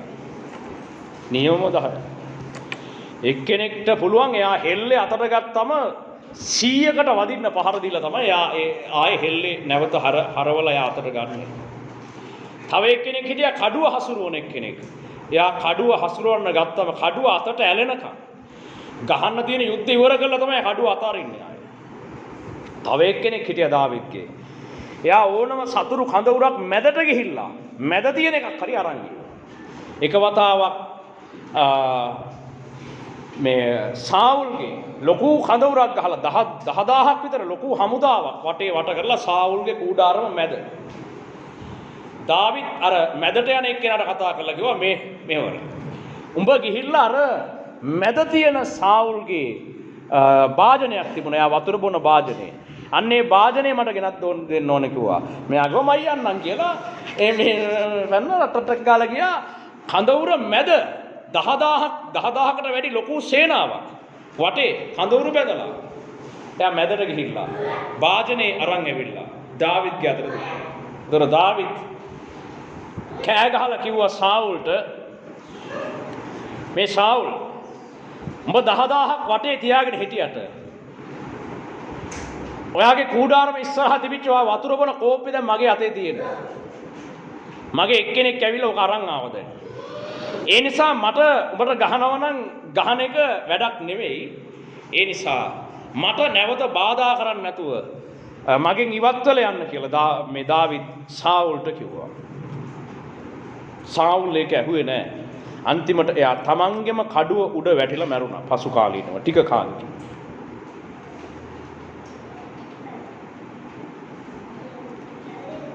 මෙන්න මේ වගේ මේ කාලේ නැවත යුද්ධ හටගෙන තියෙනවා. යුද්ධයක් තියෙන නම් කණ්ඩායම් දෙකක් ඉන්න එපා. දැන් කණ්ඩායම් දෙකක් ඉන්නවා. එකක් අර මං කියපු දෙවියන් වහන්සේගේ ඒගොල්ලන්ගේ දෙවියන් වහන්සේගේ කට්ටිය. අනිත් කට්ටිය මගේ දෙවියන් වහන්සේගේ කට්ටිය. මේ අපේ දෙවියන් වහන්සේත් එක්ක වැඩ කරන එක ලේසි නෑ. ඒක හැමෝටම කරන්නත් බෑ. කැඳවපු කට්ටියට ඇරෙන්න මෙහෙ එන්න බෑ. හරියටම කැඳවපු අය විතරයි මෙහෙ එන්නේ. මෙහෙ කැඳවලා මගේ අතට බාර දුන්න එක්කෙනෙක්වත් එහෙට ඇදගෙන යන්න මන් දෙන්නෙත් නෑ. එක බැටළුවෙක්වත් ගෙනියන්න දෙන්නේ නෑ. එක්කෙක්වත් ගෙනියන්න දෙන්නේ නෑ. එහෙට කැඳවපු අය මෙහෙ හිටිය සමහර අය. ඒගොල්ලන්ව යවුවා. උන්ගේ කට්ටිය මට ඕනෙත් නෑ. මගේ කට්ටිය එහෙට දෙන්නෙත් නෑ. එක බැටළුවෙක් හරි මගෙන් ඉවතට ගෙනියන්න හදනවා නම් මම තනි බැටළුව වෙනුවෙන් සටන් කරනවා. එකෙක්වත් ගෙනියන්න දෙන්නේ නෑ. දාවිත් වගේ තමයි. ඒකයි දාවිත් වගේ කියන්නේ. ඔන්න දාවිත් වගේ කියලා කියන්න තව හේතුවක්. හරිද? දැන් මම මගේ කැඳවීම දාවිත් වගේ කියලා කියන්න මං හේතු දැන් මං එකින් එක ඉදිරියේදී පැහැදිලි කරලා දෙනවා. ඔන්න එක කෑල්ලක් මේක මතක තියාගන්නකො. තව තියෙනවා එක ඒවා. දැන් මේක දැනට මතක තියාගන්න. මට බාර දුන්න මගේ ළඟට ආපු මගේ දෙවියන් වහන්සේගෙන් කැඳවීමලත් එක බැටළුවෙක්වත් එහා පැත්තට යන්න මං ඉඩ දෙන්නේ නැහැ. ඒ වෙනුවෙන් දිවි හිමියෙන් සටන් කරන්න මාත් එක්ක මගේ කැඳවීමලත් කණ්ඩායම් සිටිනවා. ඒගොල්ලෝ දන්නේ දාවිත් කියන්නේ කවුද කියලා. දාවිත්ගේ පරපුර මොන වගේද කියලා ඒගොල්ලෝ දන්නේ නැහැ. ඒ නිසා අර මැදින් ඇවිල්ලා එක එක සෙල්ලම් දාලා යනවා. ඒගොල්ලෝ දැනගන්න ඕන දාවිත්ගේ පරම්පරාව කොයි වගේද කියලා. දාවිත්ගෙන් පැවතෙන අය, දාවිත්ගේ කැඳවීමලත් අය මොන වගේද කියලා ඒගොල්ලෝ දැනගනි ඉස්සරහදී.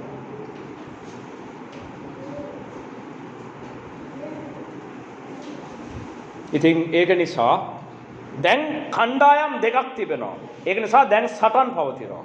මේ අපි දැන් ඉන්නේ දැඩි සටනක් ආරම්භ කරලා මේ ඉන්නේ. ඒ නිසා නිරන්තරයෙන් හිටිය ගමන් එක එක පැතිවල යුද්ධ හට ගන්නවා. හිටිය ගමන් උන් ඇවිල්ලා ගහලා යනවා. උන් අපිට ගහනවා. අපි උන්ට ගහනවා. හිටිය ගමන් අපි උන්ට ගහලා උන් විසින් අල්ලගෙන ඉන්න අපේ පැත්තක් බේර ගන්නවා. හිටිය ගමන් ඒගොල්ලෝ ඇවිල්ලා අපිට ගහලා අපේ ඒව අරන් යන්න හදනවා. හැබැයි මේ වතාවේ අරන් යන්න දෙන්නේ නැහැ. මේ වතාවේ මගේ දෙවියන් වහන්සේ කියලා තියෙනවා. මට සම්පූර්ණ ජය දෙනවා කියලා. කී දෙනෙක්ට ඒ ගැන සන්තෝෂයිද? මේ සැරේ අපි ගහන යුද්ධ දිනනවා. මොකද මේ වතාවේ අපේ දෙවියන් වහන්සේ අප උදෙසා පිබිද සිටිනවා. අපේ දෙවියන් වහන්සේ අප උදෙසා සටන් කරනවා. අපේ දෙවියන් වහන්සේ අපි උදෙසා ස්වර්ගයේ ඉන්න හොඳම අධිපතියන් අප වෙතට එවලා තියෙනවා අපේ සහායට. අරගොල්ලොත් එක්කත් අධිපතිය ඉන්නව නැතුව නෙමෙයි. ඒගොල්ලන්ගේ දෙවියන්ගේ අධිපතියෝ ටික එහෙ ඉන්නවා. මෙහෙ අපේ දෙවියන් වහන්සේ එවපු අධිපතියෝ ටික ඉන්නවා. මෙච්චර කල් සිද්ධ වුණේ දැන් පහුගිය අවුරුදු 400ක් තිස්සේ සිද්ධ වුණේ ඒගොල්ලන්ගේ අධිපතියෝ ඇවිල්ලා අපිව අපේ කට්ටියව බැඳලා දාලා අපේ කට්ටියව හිර කරලා අපේ අයට පහර දීලා අපේ අයව ඒගොල්ලන්ගේ සැලසුම් වලට ඇදගෙන විනාශයට ගෙනිච්චා. හැබැයි දැන් ඒ සෙල්ලම් කරන්න බෑ. අපිටත් තියෙනවා අධිපතියෝ. අපිටත් ඊට එහා බලය තිබෙන තුන්වන ස්වර්ගෙන් ආපු සියලු ආලේපය සහ අවසරලත් අධිපතියන් දැන් මාත් එක්ක ඉන්නවා. මේ නිසා මේ වතාවේ යුද්ධේ තදට යනවා. යුද්ධේ තදට ගියාට අපි ජය ගන්නවා. යුද්ධයක් ඉවර කරන් ටික කාලයක් යනවා. ඔක්කොම එක සැරේ ගහන්නෙත් නැහැ. කෑල්ලෙන් කෑල්ල තමයි ගහන්නේ. දැන් එක කෑල්ලක් ගැහුවා. ඒ ගහලා ඒ කෑල්ල අපේ අතට ගත්තා. ඒ අපේ අතට ගත්ත කෑල්ලට දැන් අරුන් ඇවිල්ලා එක එක දේවල් කර කර ඉන්නවා. දැන් ඒවා අපි එකින් එක කඩලා අයින් කළා ආයි අත තියන්න බැරි තත්යකට ඒ අත්පත් කරගත්ත ප්‍රදේශ වල අපේ බලය තහවුරු කරනවා දැන්. යුද්ධය පටන් අරගෙන තියෙනවා. ඒ නිසා දැන් පාන්දර යාඥාවන් එහෙම නතර කරන්න බෑ කාටවත්. නිදිමත වුණා කියලා එහෙම කරන්න බෑ. කම්මැලි වුණා කියලා එහෙම බෑ. දැන් හැමෝම යාඥාවට එකතු වෙන්න ඕන. පාන්දර 4 යාඥාවට වල හැම කෙනෙක්ගෙම සහාය දක්වන්න ඕන. අපේ සියලු කණ්ඩායම් එකතු වෙන්න ඕන පාන්දර 4 යාඥාවට. කී දෙනෙක් එකතු වෙනවද පාන්දර 4 යාඥාවට? තාම එකතු වෙන්නේ නැති අය කවුද? ඒකට එකතු වෙන්න. අනිත් ඔක්කොම එකතු වෙනවා. එහෙනම් ඔයාලා 40 තමයි අර ඉන්නවා පෙන්නන්නේ. ඉතින් ඔයාලා ඔක්කොම එකතු වෙනවා නම් ඉතින් එහෙනම් ඊට වඩා වැඩි වෙන්න බෑ. ඒකට දැන් එකතු වෙන්න. ඔයාලගේ සහාය දැන් අපිට අවශ්‍ය කරලා තියෙනවා මීළඟ අධීරයන් වලට ගමන් කරන්න. මොකද යුද්ධය එන්න තද වෙනවා. යුද්ධය එන්න අපිට සිදු වෙනවා ඉදිරි අධීරයන් වලට රැගෙන යන්න. ඒගොල්ලෝ විවිධ උපක්‍රම වලින් බාධා ඇති කරනවා. අපි අතාරින්නේ නැහැ. අපි අනිත් පැත්තට සියලු දේවල් නිදහස් කරගෙන යනවා. කී දෙනෙක් කැමතිද මං මේ ගහන්න යන යුද්ධයට සහාය දක්වන්න? මේකට සහාය දක්වන්න. මේ යුද්ධයේ ජය ඒකාන්ත වශයෙන් අපිට ලැබෙනවා. මේ යුද්ධය ජයගත්තම එහි කොල්ලය, එහි ප්‍රතිඵල, ඒකෙන් ලැබෙන ජය ඔබ සියලු දෙනාටම උරුම වෙනවා. මෙච්චර කාලයක් මේ අපේ සතුරු කඳවුරේ කට්ටිය තමන්ට ඕන විදිහට දේවල් කරලා තමන්ට ඕන සෙල්ලම් කරලා අපේ පැත්තට කැඳවීම තියෙන කට්ටියත් එහෙ ඇදන් ගිහිල්ලා එක එක දේවල් කර හිටියා. දැන් ඒව කරන්න බෑ. දැන් මට බාර දෙන පළාත් තියෙනවා ලංකාවේ. ඒ පළාත්වලට ඇවිල්ලා සෙල්ලම් දාන්න බෑ. ඒ පළාත් වලින් බස් දාන්න බෑ. ඒ පළාත් වලින් දාන බස් මග නතර වෙනවා. ඒව මට දැන් මං අල්ලලා තියෙන්නේ. පුළුවන් නම් දාන්න බස් එක. මම කියන්නේ දැන් මම මේ කියන දේ බලන්නත් එක්ක කාට හරි ඕන නම් දාලා බලන්න ආයේ. මොකද්ද වෙන්නේ කියලා. බස් පෙරලා ගන්න ආස නම් මග හප්ප ගන්න ආස නම් මගින් නතර කර ගන්න ආස නම් දාලා බලන්න ඉතින්. ඒ පැති වලින් දාන්න බෑ. අනිත් පැති දැනට මට ඉතින් ඔක්කොම එක සැරේ පැති අල්ලගෙන මේ දඟලන්නත් බෑනේ. මට දැනට අල්ලන්න කියමු පැති කීපයක් තියෙනවා. ඒවා මේ එහෙම මේ ඒවට අත ගහන්න බෑ කාටවත්. දැන් මේ පැති වලින් ඒ පැති මොනවද කියලා බලා ගන්න පුළුවන් ඒ අදාළ කණ්ඩායමට තමන්ගේ නතර වුණු බස් මොනවද කියලා බලන්නකො. මේ පැති තමයි මට දීලා තියෙන්නේ මම ඒවයි බලය අල්ලලා තියෙන්නේ. බස් වල ප්‍රශ්නයක් නෙවෙයි ඩ්‍රයිවර්ට වැන්නලා වැඩක් නැහැ. ඒක මම කරපු දෙයක්. මට දෙවියන් වහන්සේ දුන්නා එහෙම කරන්න කියලා. දැන් ඒ අනිත් ඒවා නතර කරලා තියෙනවා. ඒ පැතිවල සේවය කරන කට්ටියට කෑ ගහලා බැලලා වැඩකුත් නැහැ.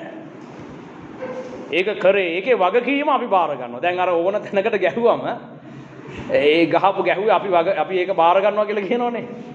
අන්න දැන් අර මොකද්ද අර මේ අල් කයිඩා සංවිධානය එහෙම ඇමරිකාවට ගැහුවම ඒගොල්ලෝ මාධ්‍ය නිවේදනයක් කරලා කිව්වා අපි වගකීම බාර ගන්න අපි තමයි පෙන්ටගනයට ගැහුවේ කියලා. දැන් ඒ වගේ මම මේකේ වගකීම බාර ගන්නවා මේ මාධ්‍ය හමුවක් කියලා හිතන්නකෝ මේක. එතකොට ඒ අර බස් නතර වෙච්ච පැති වලට මම තමයි ගැහුවේ. දැන් වෙන කාත් එක්ක වස්තු හලි දාගෙන වැඩක් නැහැ. ඒකේ වගකීම මං ගන්නවා මමයි ගැහුවේ. ඕන්නම් ආයෙ දාලා බලන්න පුළුවන් ඕන්නම් ඇවිල්ලා මට ගහලා බලන්න පුළුවන්. මේ වතාවේ එහෙම සෙල්ලම් දාන්න බෑ. අවුරුදු ගණනාවක් මේ මිනිස්යන්ගේ ජීවිත එක්ක මේගොල්ලෝ සෙල්ලම් කරා. මිනිස්සුන්ට දෙවියන් වහන්සේගේ රාජ්‍යයට ඇතුල් වෙන්න තියෙන දොරටු වැහුවා. මිනිස්සුන්ට දෙවියන් වහන්සේගේ ප්‍රේමය ගැන දැනගන්න තිබිච්ච අවස්ථාව මේගොල්ලෝ නතර කරලා ඒ වෙනුවට තමන්ගේ ගෞරවය බලය සඵලමත්කම් උදෙසා ක්‍රිස්තියානි කියන නාමය පාවලා දුන්නා මේගොල්ලෝ. මෙතනින් එහාට ඒව කරන්න හම්බෙන්නේ නැහැ. සම්පූර්ණ ජය ස්වල්ප කලක් යනකොට අරගන්නවා. මං කියවනේ මගේ දෙවියන් වහන්සේ තමයි ආබ්‍රහම්ගේ දෙවියන් වහන්සේ. ඒ දෙවියන් වහන්සේ තමයි දාවිද්ගේ දෙවියන් වහන්සේ. ඒ දෙවියන් වහන්සේ තමයි මෝසෙස්ගේ දෙවියන් වහන්සේ. ඉතින් ඒ දෙවියන් වහන්සේ කරපු දේවල් කියවලා ඇතිනේ බයිබලේ. ඒ දෙවියන් වහන්සේ තමයි පොළවේ කරන් දෙන උසස්ම දේවල් කරේ. අන්න ඒ බලය අධිකම කෙනා දැන් මා සමග සිටිනවා. උන්වහන්සේ තමයි සියල්ලේ කර්තෘ. උන්වහන්සේ තමයි සියල්ලේ පටන් ගැනීම සහ අවසානය. උන්වහන්සේ සතුව තිබෙන සියලු පොළවේ පාලන බලය. උන්වහන්සේ පොළවේ රජවරු පත් කරන්නේ පහ කරන්නේ. සියලු රන්ද රිදීද උන්වහන්සේගේ. උන්වහන්සේ කැමති කෙනාට ඒව දෙනවා. කැමති කෙනාගෙන් ඒවා ඉවත් කරනවා. අනිත් දෙවියන් වහන්සේටත් ඇති එක එක බල ඇති එක එක වස්තු ඇති. හැබැයි අපේ දෙවියන් වහන්සේ ඒ සියල්ලට ඉහළින් සදා කාලයට රජකම් කරන සියලු දේවල් වල කර්තෘ සහ මැවුම් කරුවන දෙවියන් වහන්සේට තමයි මම নমස්කාර කරන්නේ. ඒ නිසා උන්වහන්සේට ඔය පොඩි පොඩි වැඩ හරියන්නේත් නැහැ. කරනවා නම් ආයේ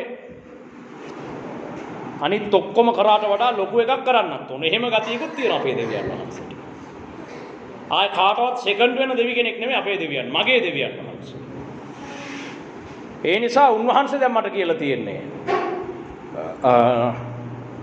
දැන් ඔයා තමයි ලංකාවේ පමණක් නෙමෙයි මට පෙනී යන විදිහට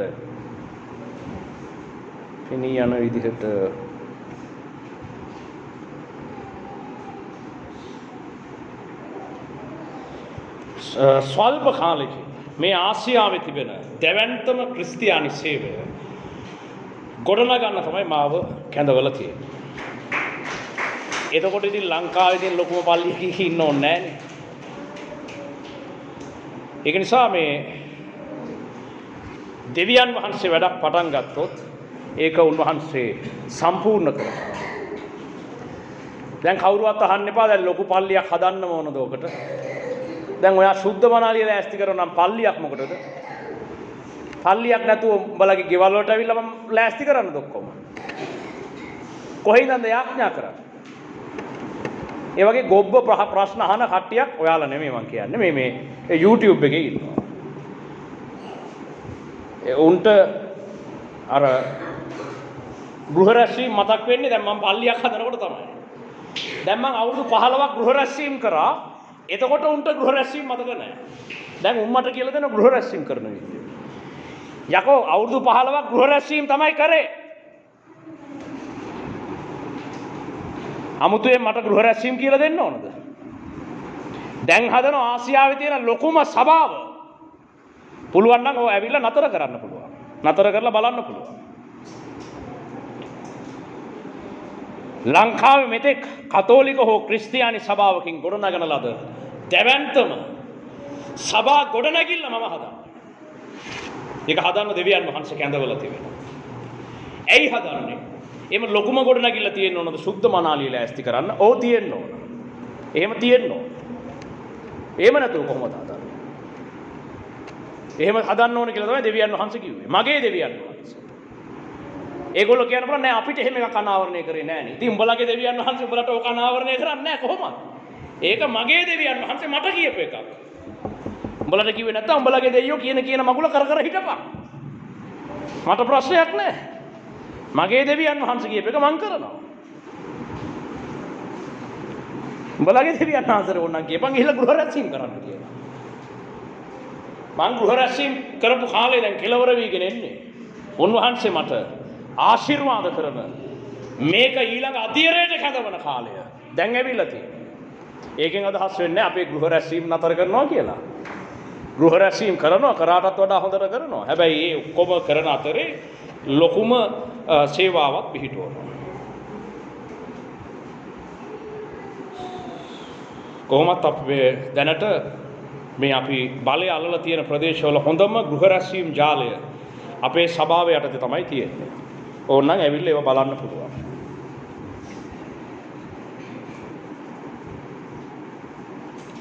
ඒක නිසා ලංකාවේ ක්‍රිස්තියානි සභාව කොටස් දෙකකට බෙදෙනවා මෙතෙන් පටන්. මං කියන දේ අහන අය, මං කියන දේ අහන්න නැති අය. ඒ වගේම කොටස් දෙකකට බෙදෙන බැවින් යුද්ධ දැනටමත් හටගෙන තිබෙනවා. නමුත් අපේ දෙවියන් වහන්සේ අපේ පැත්තට සිටින බැවින් මේ වතාවේ උන්වහන්සේ අපිට සම්පූර්ණ ජය ලබා දෙනවා කියලා මාත් එක්ක ගිවිසුමක් ගහලා ඉවරයි. උන්වහන්සේ මට කිව්වා ඒකාන්ත වශයෙන් මේක ජය ගන්නවා. දැන් මේක ලේසි උනේ නෑ මේ ගිවිසුම ගහලා උන්වහන්සේගෙන් මේ සැලැස්ම අරගන්න ලේසි උන්නේ නෑ. අනිත් කට්ටියට ලේසි. මොකද ආශිර්වාද පෙන්නලානේ ඒගොල්ලන්ව කැඳවලා තියෙන්නේ. ඒගොල්ලන්ගේ ගෝලයොත් එහෙමයි, ඒගොල්ලන්ගේ අනිත් සේවකයොත් එහෙමයි. ආශිර්වාද පෙන්නලා තමයි ඉස්සෙල්ලම දෙන්න තියෙන හොඳම ආශිර්වාද දීලා තමයි ඒගොල්ලන්ව සේවයට පිටත් කරලා තියෙන්නේ. දැන් අපේ සේවකයෝ එහෙම නෙමෙයි. දැන් මම ගොඩනගන ගෝලයෝ ඉස්සෙල්ලම ආශිර්වාද දීලා නෙමෙයි ගොඩනගන්නේ. දෙවියන් වහන්සේ මඟ පෙන්වන විදිහට ඒගොල්ලෝ අමාරුවෙන් ගොඩනැගිලා දෙවියන් වහන්සේට ප්‍රේම කරන නිසා තමයි මාත් එක්ක ඉන්නේ. ඒගොල්ලෝ තම තමන්ගේ සැලසුම් බොහොම ලේසියට තමන් ආස විදිහට ගොඩනගා ගත්තට මේ සැලැස්ම දෙවියන් වහන්සේගෙන් ලබා ගන්න ලේසි වුණේ නැහැ. ඒ සඳහා අවුරුදු 7ක් කුරුසපත් වුණා. අවුරුදු 7කට පසුව දෙවියන් වහන්සේ නැවත කුරුසයෙන් මාව එළියට ගත්තා. දැන් උන්වහන්සේ මට ආශිර්වාද කරන කාලය පැමිණලා තිබෙනවා. අවුරුදු 15ක් වේදනාවන් වල දුක් විඳා මේ සැලැස්ම උදෙසා මටත් මගේ සැලැස්මක් මගේ කැමැත්තක් කරගෙන යන්න තිබිච්ච කාලේ එහෙම නොකර දෙවියන් වහන්සේගේ සැලැස්ම උදෙසා මගේ ජීවිතය මං බාර දීලා අවුරුදු ගණනාවක වේදනා විඳීමකින් පසුව පරීක්ෂා කිරීමකින් පසුව දෙවියන් වහන්සේ මට කිව්වා නුඹ සියලු ආකාර පරීක්ෂා වලින් පරීක්ෂා කරලා නුඹ මා වෙනුවෙන් ඕනම දෙයක් අතහරින්න කරන්න නුඹ සූදානම් බව දැන් මම දැනගත් බැවින් ඒකාන්ත වශයෙන් මම නුඹ සමග සිට මගේ සැලැස්ම මගේ සුද්ධ මනාලිය මා වෙතට ලබා ගැනීමේ සැලැස්ම මම නුඹ සමග කරනවා කියලා ජේසුස් වහන්සේ කිව්වා. එබැවින් ජේසුස් වහන්සේගේ සුද්ධ මනාලිය සූදානම් කරනවා විතරක් නෙමෙයි, ඒ සරණ මංගල්‍ය දක්වා ඒ සුද්ධ මනාලිය රැගෙන යාමේ සැලැස්ම උන්වහන්සේ මගේ අතට දැන් බාර දීලා තිබෙනවා. මගේ සේවය නිම වෙන්නේ ක්‍රිස්තුස් වහන්සේගේ සරණ මංගල්‍ය. ඊට පෙර මං මරණයටපත් වෙන්න බලාපොරොත්තුවක් නැහැ. අන්න ඒකත් පොඩ්ඩක් මතක තියාගන්න. මගේ ජීවිත කාලය ඇතුළත ක්‍රිස්තුස් වහන්සේගේ සරණ මංගල්‍යයට සභාව ලෑස්ති කරලා අවසන් කරනවා. මං වැඩේ අවසන් කරනකම් තව කට්ටියක් බලන් ඉන්නවා. ඊළඟ විනිශ්චයගේ උන් මාව කොහොමත් හදිස්සි කරනවා, ඉක්මන් කරනවා. ඒක නිසා මම කොහොමත් වැඩේ ඉක්මන් කරනවා. ඉක්මන් කරලා මේක කරනවා. හැබැයි යම් සැලකිය යුතු කාලයක් ඒකට ගත වෙන බව දෙවියන් වහන්සේ පෙන්වලා තියෙනවා. නමුත් ඒක ඉක්මනින් කරනවා. ඒ කාලය දක්වා මම මේ විදිහටම ඉන්න තමයි බලාපොරොත්තු වෙන්නේ. අර මෝසෙස්ට වුණා වගේ. මෝසෙස් වයසට ගියා කියලා යාගේ පෙනුම ශරීර ශක්තිය අඩු වුණේ නැහැ කියලා බයිබලයේ විස්තර වෙනවා. මොකද යාට කරන්න තිබුණු සැලැස්ම ඊශ්‍රායල් ජනතාව පොරොන්දු දේශයට රැගෙන යන්නේ. ඒ තැනට ගෙනියන තුරු එයාව ශක්තිමත් කරලා තිබුවා දෙවියන් වහන්සේ. අන්න ඒ වගේ මේ අවසාන සැලැස්ම දක්වා උන්වහන්සේ මාව අමුතුම ක්‍රමයකට රැගෙන යන්න කටයුතු කරනවා. ඒක නිසා දැන් තව අවුරුදු 10ක් ගියත් මම මේ විදිහටම තමයි ඉන්නේ. මගේ ලොකු වෙනසක් බලාපොරොත්තු වෙන්න එපා. තේරුණාද? අනිත් අය ඉතින් වයසට යයි. අර සිස්ටර් පද්මලතත් වයසට යන්නේ නැති සීන් එකක් තමයි මට පේන්නේ. ඔය වයසට යන්නේ නැහැ නේ. මීට අවුරුදු 7කට කලිනුත් මම ආව ওই විදිහටම තමයි දැක්කේ. මම හිතන්නේ ඔයත් අර කෙලවරටම යන්නේ කෙනෙක් වගේද කොහෙද මට පේන විදියට.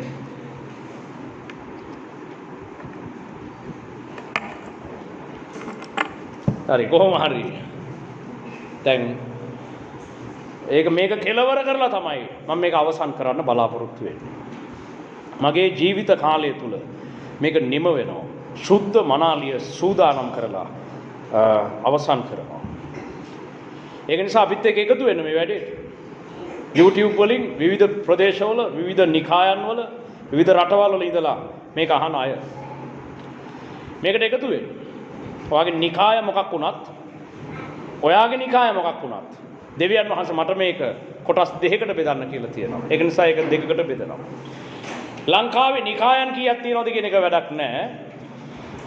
මේක කොටස් දෙකකට බෙදනවා. ඒක බෙදෙනව කොහොමද? සියලු නිකායන් වල අය එක්ක අර පැත්තට යන්න ඕන, එක්ක මගේ පැත්තට එන්න ඕන. ලංකාවේ සියලු බයිබල් විද්‍යාල එක්ක අර පැත්තට යන්න ඕන, එක්ක මගේ පැත්තට එන්න ඕන. ලංකාවේ තිබෙන අනෙකුත් සියලු ක්‍රිස්තියානි සේවාවන් එක්ක එහා පැත්තේ, එක්ක මගේ පැත්තේ. ආයි තෝරා ගැනීම නෑ. මේ විදිහට තමයි මේක සිද්ධ වෙන්නේ යන ඉස්සරහදී. ඒ නිසා තේරුණාද මම මේ කියපු? කොහොමද තේරිච්චේ?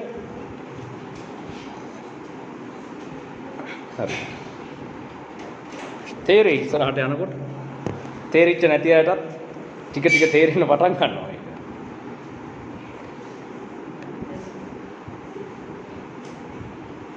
ඒ නිසා අපිට එහා පැත්තේ කොහොමද සේවය යන්නේ කියන එක වැඩක් නැහැ. මෙහා මේ පැත්තේ සේවය ගොඩනගින්නේ දෙවියන් වහන්සේගේ ප්‍රේමය මත විතරයි.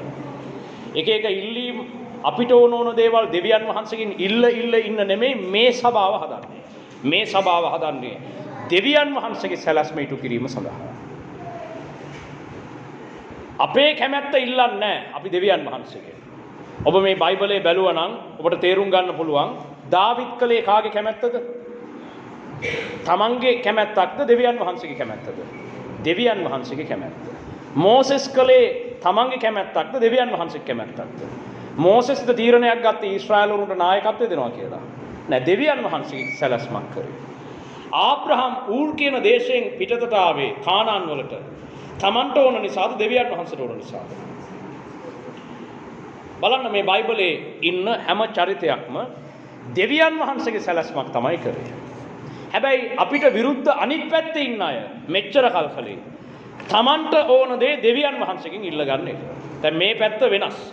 මේ පැත්තේ කරන්නේ දෙවියන් වහන්සේට ඕන දේ අප තුලින් කරන්න අපේ ජීවිතය බාර දීම, ඒ ඕන පූජාවකට අපේ ජීවිතය කැපකිරීම සහ දෙවියන් වහන්සේගේ සැලැස්ම උදෙසා අපි යටහත් වීම තමයි මෙහෙදි කරන්නේ. අපේ සැලැස්මක් කරන්න. දැන් මට අවශ්‍ය නැහැ ලංකාවේ තියෙන ලොකුම සභාව හදන්න. මට එහෙම උණක් තිබුණේ නැහැ. මට අවශ්‍ය වෙච්ච දේවල් තිබුණා. මට අවශ්‍ය වෙච්ච දේවල් දුන්නේ නැහැ තාම. ඒ වෙනුවට දෙවියන් වහන්සේ තමයි කිව්වේ ලංකාවේ දැවැන්තම ක්‍රිස්තියානි සේවය ඔයා ගොඩනගන්න ඕන කියලා. දැන් ඒක කාගේ සැලැස්මක්ද? මගේ ආසාවක්ද දෙවියන් වහන්සේගේ සැලැස්මක්ද? එහෙනම් ඒක ඒකාන්ත වශයෙන් අප තුලින් උන්වහන්සේ කරන්න නියමිතයි. මට මෙහෙම එකක් අවශ්‍ය වෙලා තිබුණා. මට මොන හේකට ලොකුම චර්ච් එක හදලා මෙහෙ. මට පොඩ්ඩක් දැන් රෙස්ට් එකේ මං ඉල්ලන දෙයක් දෙවියන් වහන්සේගෙන් ඉල්ලගෙන මට පොඩි වැකේෂන් එකක් දුන්නා. දැන් අවුරුදු 15කට පස්සේ හරි බලමුකෝ දෙනවා කියලා තියෙනවා. බලමු මෙදා සැරේ. මට පොඩ්ඩක් රෙස්ට් එකක් දුන්නොත් ඇති. ඉතින් රෙස්ට් දෙන පාටක් නෑ. හැබැයි එහෙම දෙනවා වගේ තියෙනවා බලමු පොඩ්ඩක් ඒක. ඒක පොඩ්ඩක් බලමු. එතකොට මම මේ කරන්නේ මගේ එකක් නෙමෙයි, මගේ කැමැත්තක් නෙමෙයි. මේ මගේ දෙවියන් වහන්සේ කියපු සැලැස්මක්. සමහර විට ඉදිරියේදී ටික කාලයකට මාව එහෙම දකින්න නැති වෙන්නත් පුළුවන්. හැබැයි ගෙනියන්න ඕන වැඩේ. පාස්ටර් මොහන් බලාගනි. එයාට අපේ ඉන්නෝනේ කට්ටිය සෙට් එකේ ඉන්නවා.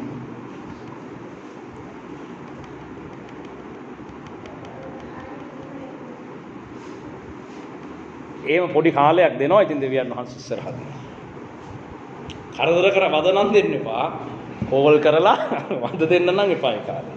පොඩ්ඩක් ඉන්න. ගිහින් ඇවිල්ලා ඉතුරු ටික කරන්න.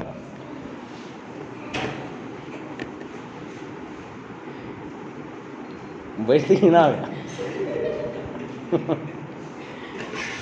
හරි. දැන් කොහොම හරි මේක කොටස් දෙකකට බෙදලා තියෙන්නේ දැන්. මේ අපේ කොටස ගොඩනගන්නේ දෙවියන් වහන්සේගේ ප්‍රේමය මත. අපි ආශිර්වාද ලබන්නේ මේ දෙවියන් වහන්සේගෙන් දේවල් ඉල්ලලා නෙමෙයි. අපි උන්වහන්සේට ප්‍රේම කරනකොට උන්වහන්සේ අපිට ආශිර්වාද කරන්නේ නැද්ද? ඉල්ලන්න ඕනද අපි? අපි අපේ දෙවියන් වහන්සේට ප්‍රේම කරනවා. උන්වහන්සේ අපිට ආශිර්වාද නොකර ඉඳීද?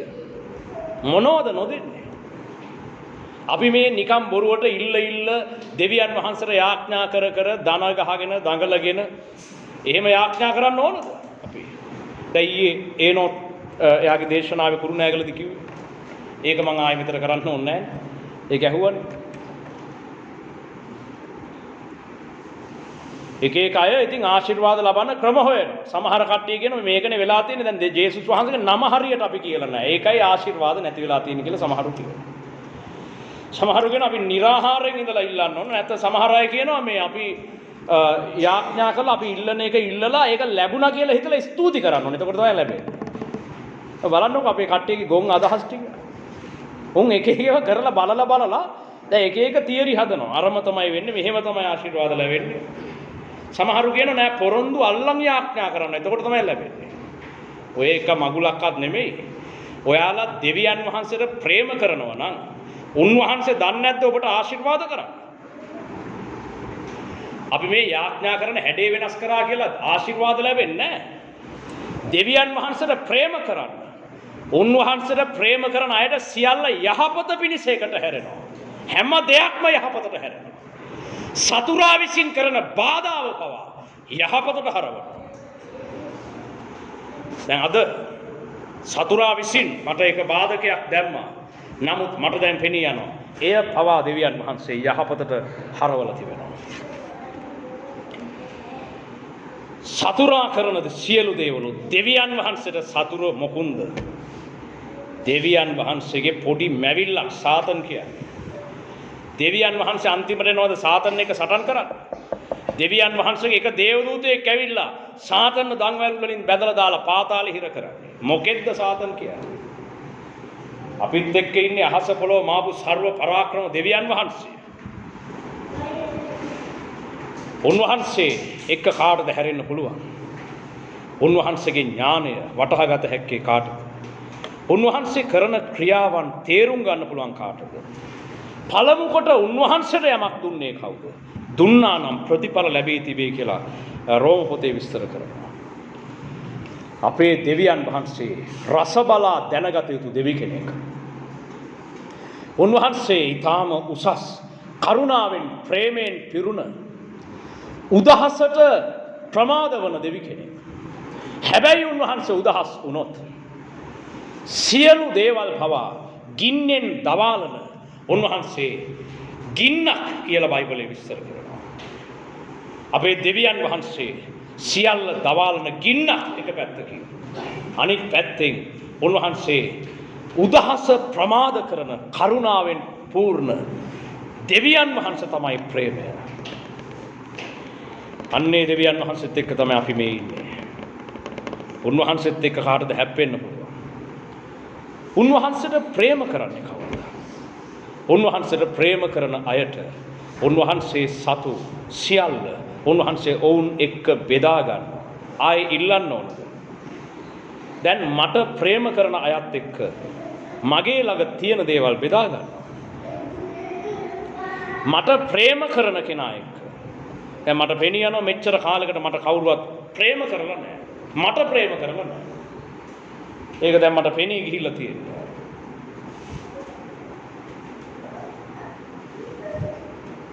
මට ප්‍රේම කරන කෙනා එක්ක මගේ ළඟ තියෙන සියලු දේවල් බෙදා ගන්න. දෙවියන් වහන්සේ මට දුන්න සියලු මහිමය, සියලු ගෞරවය, සියලු වස්තුව මම එයත් එක්ක බෙදා ගන්න. ඇයි මම බෙදාගන්නේ? ඉල්ලන නිසා. ඉල්ලන නිසා නෙමෙයි. මට ප්‍රේම කරන නිසා. මට ප්‍රේම කරන කෙනා එක්ක මගේ සියලු දේවල් බෙදා ගන්නවා. මට ප්‍රේම කරන කෙනාට ඇවිල්ලා ඕනනම් මගේ පුටුවේ වාඩි වෙන්න පුළුවන්. දැන් කුරුණෑගල අපේ හෙඩ් ඔෆිස් එකේ මගේ තියෙනවා චෙයා එක. ඒකේ කාටවත් වාඩි වෙන්න දෙන්නේ නැහැ. මට ප්‍රේම කරන කෙනාට ඕනනම් ඇවිල්ලා ඒකෙත් වාඩි වෙන්න පුළුවන්. ඕන තැනක ඉන්න පුළුවන්. ඒක තමයි ජේසුස් වහන්සේ කියන්නේ. නුඹලා මට ප්‍රේම කළොත් මගේ සිංහාසනය මම නුඹලත් එක්ක බෙදා ගන්නවා. නුඹලා මාත් එක්ක මේ සියලු රාජ්‍යත්වය බෙදා ගන්නවා. මගේ ළඟ මොනවද තියෙන්නේ? ඒ හැම දෙයක්ම මම නුඹ සමග බෙදා ගන්නවා. ඇයි උන්වහන්සේ බෙදාගන්නේ? අපි ඉල්ලන විදිහ නිසා නෙවෙයි. අපි උන්වහන්සේගේ නම හරියට කියපු නිසා නෙවෙයි. අපි මේ උන්වහන්සේ දෙන බව අදහලා විශ්වාස කරලා ස්තුති කරපු නිසා නෙවෙයි. අපි උන්වහන්සේට ප්‍රේම කරන නිසා. උන්වහන්සේ සතු සියලු සම්පත් අපිත් එක්ක උන්වහන්සේ බෙදා ගන්න යනවා.